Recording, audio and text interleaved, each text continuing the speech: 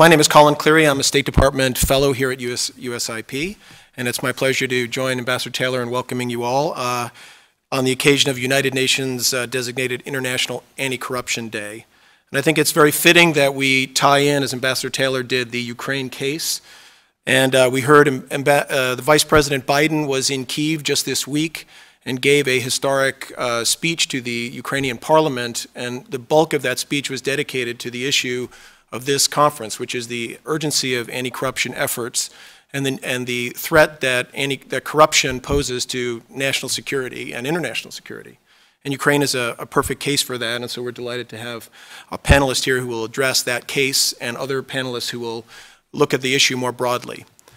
And with that in mind, it's my honor to introduce our first panelist, William Brownfield. He is the Assistant Secretary of State for International Narcotics and Law Enforcement Affairs, which is colloquially known as Drugs and Thugs.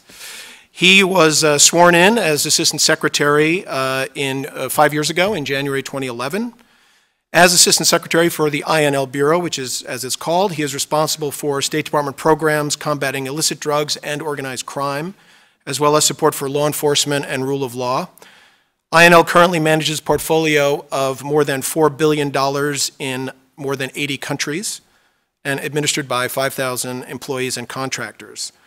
Ambassador Brownfield has a very long and distinguished career in the Foreign Service, which includes service as ambassador not once, twice, but 3 times to Colombia, Venezuela, and to Chile.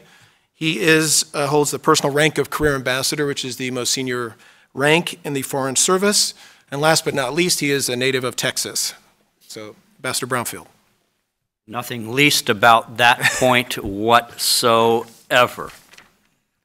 Dr. Cleary, Madam Kalenyuk, Madam Anderson, Mr. Cohen, Ambassador Taylor, ladies and gentlemen, good morning and welcome to the day after International Anti-Corruption Day, which obviously was yesterday. I mention that because it gives some focus and attention, even a certain logic to today's panel and today's discussions here at the United States Institute for Peace. Ladies and gentlemen, it's been said before, but that's no reason not to say it again. There is no greater corrosive threat to democracy and prosperity throughout the human race than corruption. It kills investment, it lowers economic growth, it increases the costs to the economy and to governments everywhere that it exists. It also sucks up as much as $2 trillion, that to be repeated is $2 trillion a year, larger than all but the 2 largest national economies in the world, lost to the effects of corruption.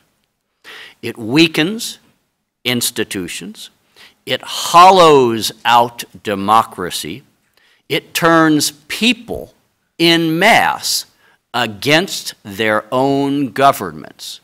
And in fact, you might ask yourself, who in the world might conceivably support corruption? And I give you 2 people who do. Organized crime and terrorist organizations. They love corruption. It is the fuel for what they do for a living every day. Ladies and gentlemen, we are in the year 2015. We have not just this year discovered the perils and dangers of corruption. In fact, even more, we have a pretty clear idea of how we, as the international community of nations, can and should deal with this global threat. First, we build international integrity standards, standards that all nations, all communities can agree that we are trying to apply in our nations, in our business communities, in our societies. And we find them inscribed in documents such as the United Nations Convention Against Corruption and other UN conventions, in certain domestic legislation such as, for example, the United States Foreign Corrupt Practices Act and its counterparts spread through many different nations around the world, by institutions such as the International Financial Community's governing institution, the Financial Action Task Force, an entity created and designed to apply sanctions to those financial communities that engage in corruption, and entities within international civil society, NGOs, such as Transparency International. Build international integrity standards.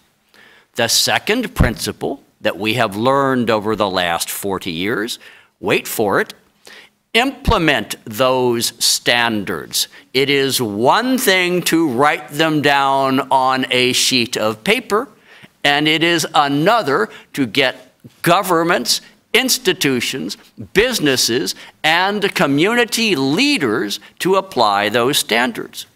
Now, we do this not just by naming and shaming, although I have no objection to that, but we also do it through technical assistance and technical procedures that forces certain things into open and transparent visibility that previously were done behind closed doors.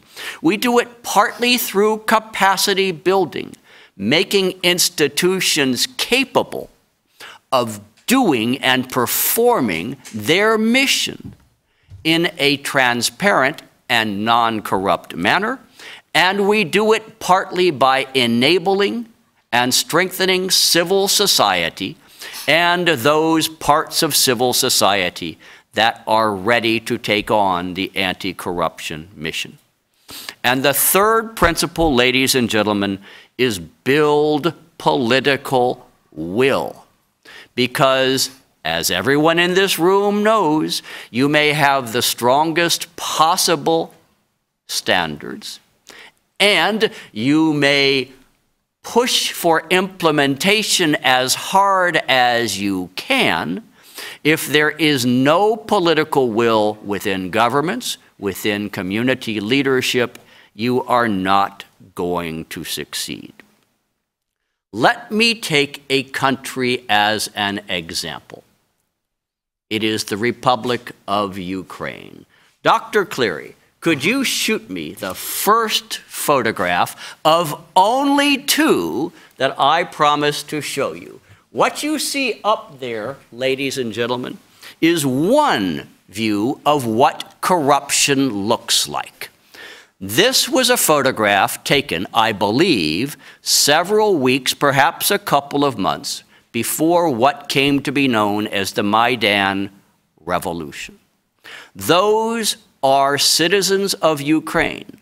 Notice where their right hands are. They are symbolically, and these were some among thousands and thousands that were doing this at this time, not only protesting what they saw as a highly corrupt government that was leading their nation, but were trying to use a certain amount of irony, as in signaling, oh, we can't believe what is going on. There are a billion other photographs of corruption. I like this one because it's a nifty contrast with the next one, which is what does an effort to combat corruption look like? May I have that one, Dr. C? What you see there, ladies and gentlemen, I can tell you precisely when that photograph was taken. It was taken mid-morning on the 4th of July, 2015. This is a small segment of about 100 of what was in fact 4,000 members of the new patrol police of Ukraine, who gathered in Kyiv's central square to be sworn into office by the President of Ukraine. What this photograph does not show is the totality of the 4,000 officers and the thousands of family and common citizens who came out that day to actually express some hope that as they place their right hands, not over their heads in frustration, but over their hearts as they took their oaths, that these men and women, 35% women, were in fact going to represent a new Ukraine. Ladies and gentlemen, Transparency International, in the months before the Maidan revolution, if I may use that word, assessed that Ukraine ranked number 142 out of 175 nations measured in the world in terms of corruption. They ranked Ukraine 134 out of 142 ranked nations on lack of judicial independence. The year before the Maidan, 2/3 of the citizens of Ukraine in surveys assessed their government as not just corrupt, but ineffective. And 1/3 acknowledged to having personally paid a bribe in the preceding year. And at the Maidan, as the distinguished lady seated to my left would probably say, at the cost of 100 lives, the people of Ukraine stood up and said, enough. We want change. Now, some of that change since then, ladies and gentlemen, has been technical in nature and by no means insignificant. The implementation of an online property registration system, so that you now register your property in a manner that is transparent because you must do it online. Or a government contract procurement system that is now done online, so that things that previously could be done behind closed doors must now be done in public. Or new rules in terms of disclosure for campaign finance and media ownership. These are technical solutions, ladies and gentlemen, and they are good solutions. They contribute to the ultimate solution.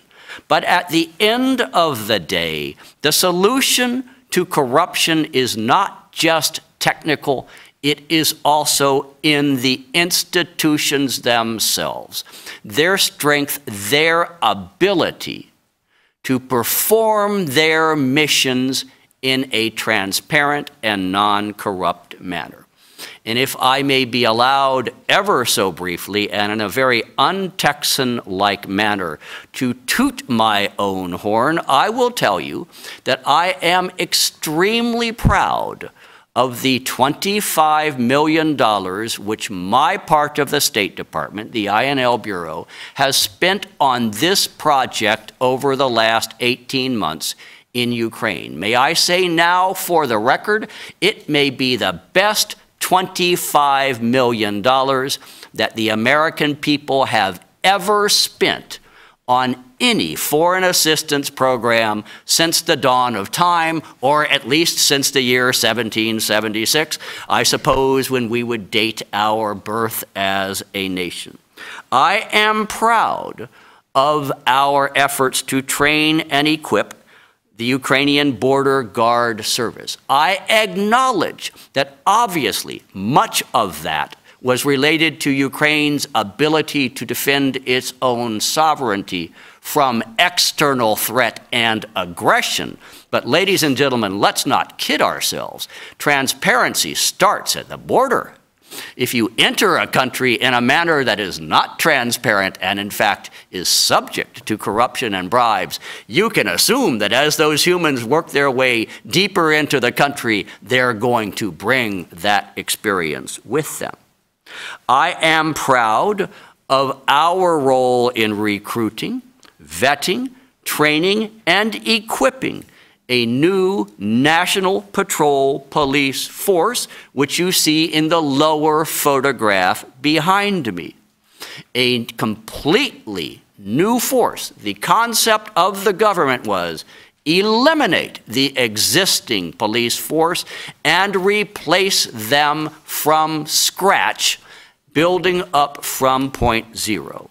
The 4 largest cities in Ukraine now have completely new patrol police, and the surveys suggest that their population, their popularity rating right now is clipping along somewhere around 85%. That would be about the same level that most of us would assess Mom and apple pie. I actually don't like apple pie, but to put it in some perspective for you, that's about where you would be in the United States to get an 85% approval rating. I am proud of our support for a new Inspector General's office in the Ministry of Interior. I am proud of our support for an NGO vetting center that will vet all police, all law enforcement officers and personnel throughout the government of Ukraine. But ultimately, ladies and gentlemen, to have an impact on corruption throughout a nation, you must have an impact on the criminal justice sector of that nation. There is today a new Inspector General in the Prosecutor General's office, that office responsible for prosecuting all criminal cases in Ukraine. There is today, in fact, after some confusion over the last 2 days, an anti-corruption prosecutor in the PGO. There is today a National Anti-Corruption Bureau. In the city of, or the oblast, or region of Odessa, there is a now not-so-new anti-corruption team focused on addressing corruption throughout the Odessa Oblast. There is an e-procurement system for jobs, for purchases, for contracts in Odessa, which we very much hope will migrate to other parts of the Republic. There are grants provided by INL to several civil society organizations to monitor these efforts, report on them, and offer recommendations for greater solutions as the government of Ukraine advances in its reform efforts. Ladies and gentlemen, I will conclude with a stupid but nevertheless truthful statement. Anti-corruption is not a 100-meter sprint. It is a marathon. But unlike most marathons, it does require some quick and visible victories. It needs those victories in order to motivate the reformers themselves and to maintain the support of the people. I, unless I am corrected by the distinguished lady to my left, feel some sense of optimism and progress in the Ukrainian context. I would say, by way of closing comment, that I agree with those who say not in our lifetimes, and perhaps not in the lifetimes of the next 20 generations, are we going to see, in the corruption perspective, heaven on earth. I do believe it is realistic to expect in our lifetimes that we could make life a hell on earth for those government officials who engage in corruption. That, Dr. C, is my presentation. I thank you. Thank you very much, Ambassador Brownfield. One of the things that gives people hope in Ukraine when they look at the very difficult situation is civil society, because while institutions in Ukraine are weak and have been deeply corrupted, civil society offers a great hope of a new generation who get the points that Ambassador Brownfield outlined. And for that reason, it's a pleasure for me to be able to introduce our next panelist, Daria Kaleniuk, who embodies really, I think, many of the values that we would like to see succeed in Ukraine. Ms. Kaleniuk is co-founder and executive director of the Anticorruption Action Center, a prominent local NGO in Ukraine. She's an expert on international legal mechanisms in support of anti-corruption efforts, including issues related to stolen asset recovery and anti-money laundering activities. During the Euromaidan era, she ran the Yanukovych.info campaign aimed at freezing the assets of Yanukovych and his associates that were kept in Western jurisdictions. And in line with what Ambassador Brownfield said, the Anti-Corruption Center is currently implementing an INL grant to assist the National Anti-Corruption Bureau in selecting, vetting, and training new detectives and analysts, as well as in monitoring the overall activities of the new bureau. And so with that, I give you Daria Kaleniuk. Thank you very much, Colin. Ambassador Brownfield, it's an honor to speak after you. And it's quite symbolic that in the Institute of Peace, I will be talking about war. It's clearly that the war on the east in Ukraine depends a lot what will happen in the war with corruption in Ukraine.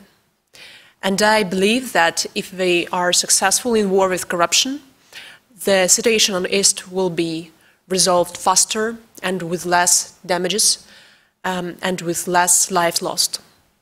So where we are now in the war with corruption in Ukraine, I would say that there are two parallel sub-wars going on there, and the one we already won.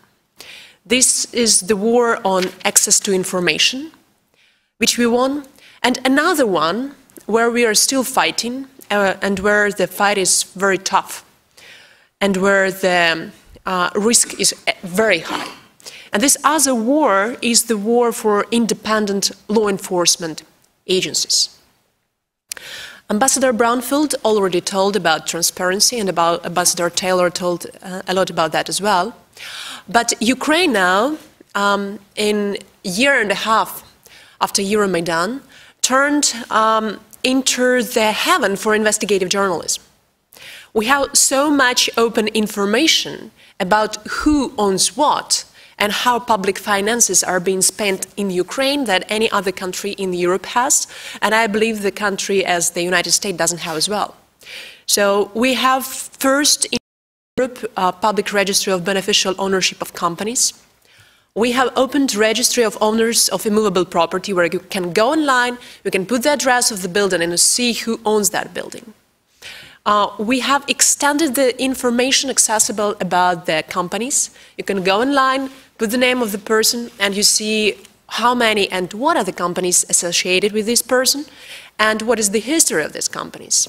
On public procurement, we opened almost everything we could, including the bidding documents for competitors who bid in the public procurement.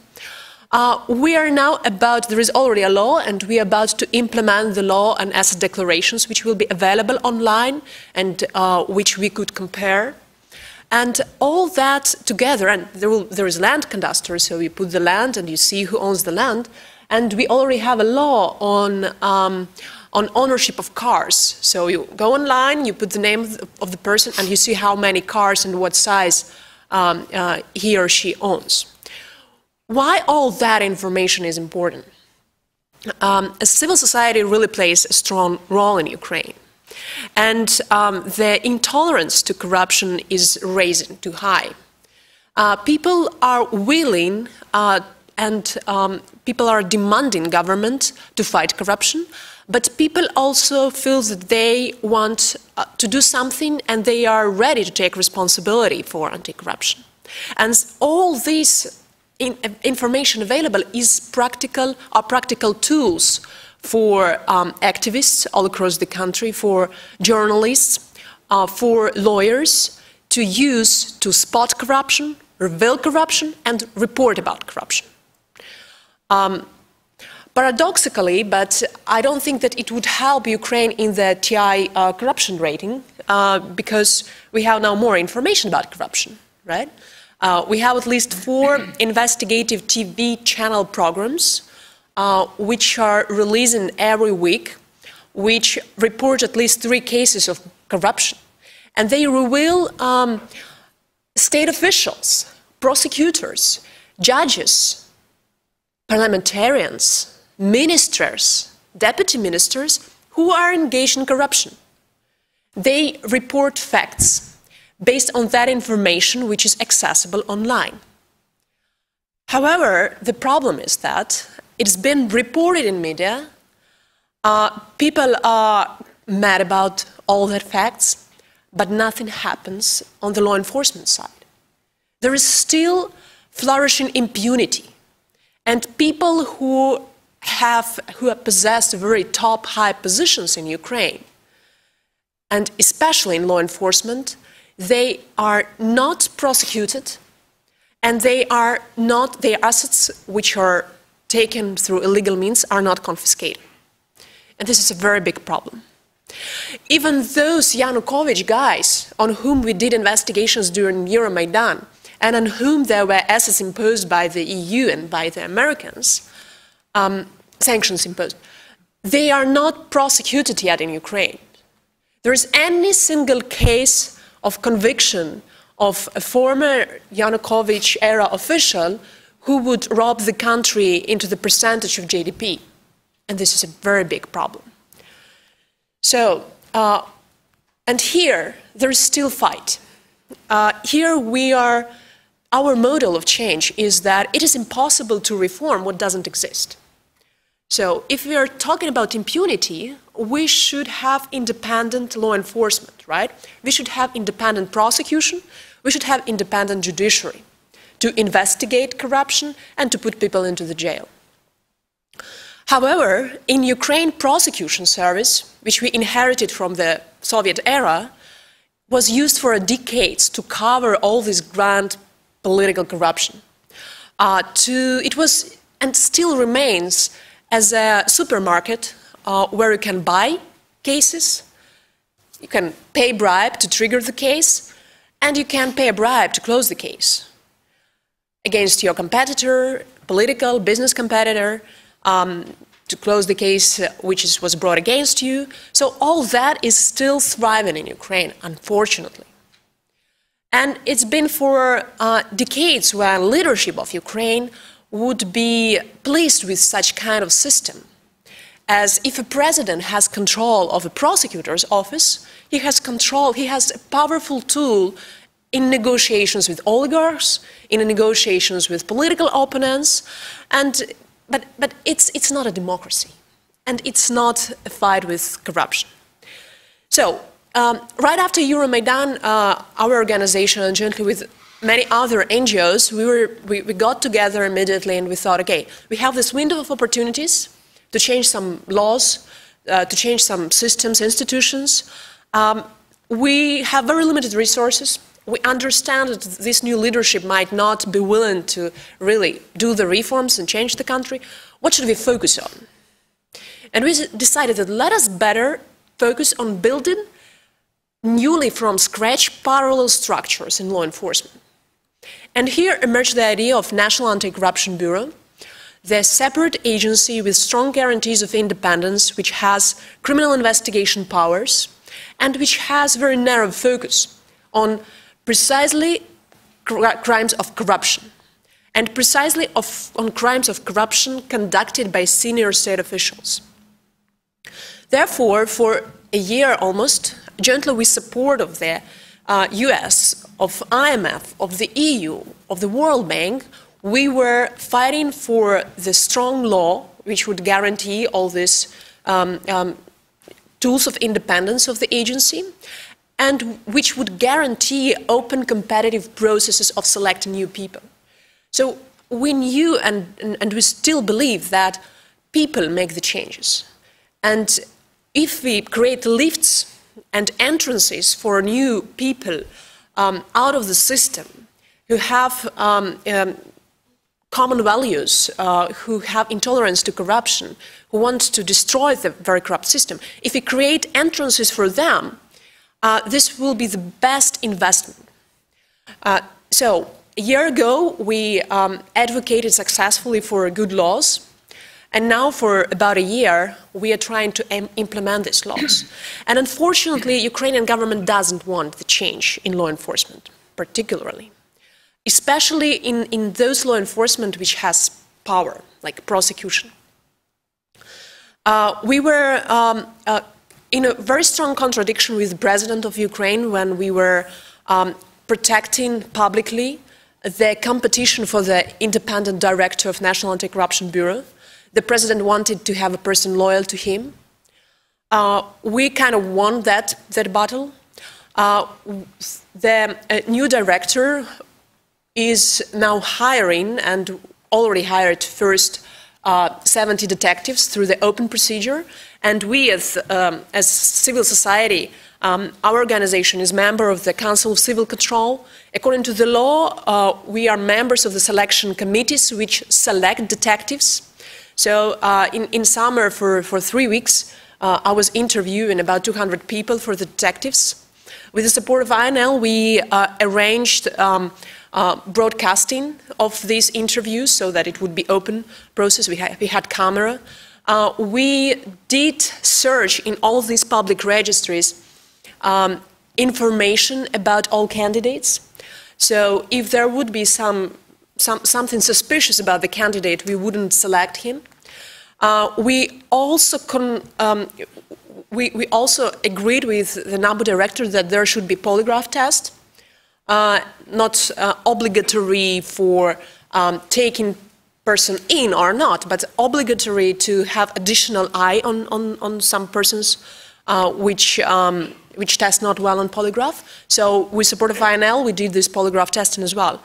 And we helped to train them as well. And all trainers which we engaged, and there are many of them Ukrainians, they told that they are quite impressed with the selection.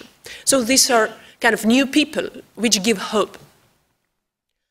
Then this is the second battle, was the battle for anti-corruption prosecutor, who would be doing this prosecutorial oversight over the detectives, and with presence of whom actually the agency is fully fledged, and agency can start criminal investigation.